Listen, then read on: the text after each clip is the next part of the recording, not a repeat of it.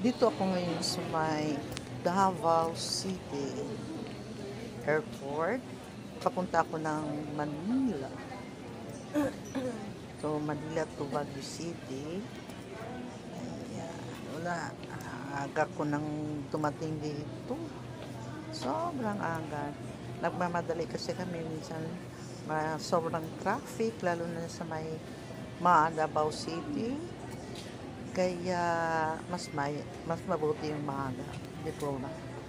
Habang naghihintay ako sa flight ko, itur ko kayo ng konting-konti dito lang sa boarding area. Nasa boarding area na ako kanina. Medyo busy ako, no? Pagod. Kaya hindi ako nakakapag-video.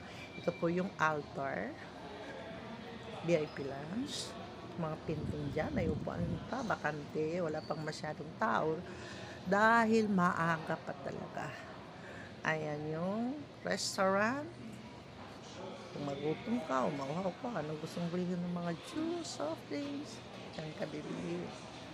Pero expensive na dito sa loob ng boarding area. Ayan, colorful, sobrang linis. Kaya lang maliit lang yung airport dito sa Davao City. Dito sa lugar na. Ayan yung entrance at exit. Before ka papasok ng boarding area, kailangan mo inspect dyan. Dyan. Yan.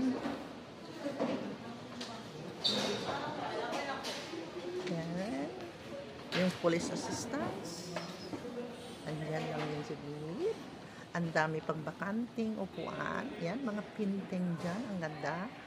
Ito, boarding room. Boarding area dyan. Boarding room yan. Until sa unahan. Pero hindi na siguro ako makapunta doon sa unahan. Ito po yung restaurant sa loob ng boarding area. Babalik na ako sa upuan ko. Baka nawala na yung pagkahay ko, yung luggage ko dyan.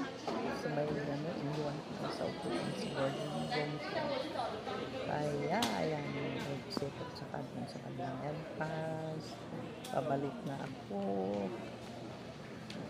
Malapit na rin yung flight ko. Flight schedule. Ayan. Dito na ako sa loob ng eroplano. Hanapin ko muna yung upuan ko.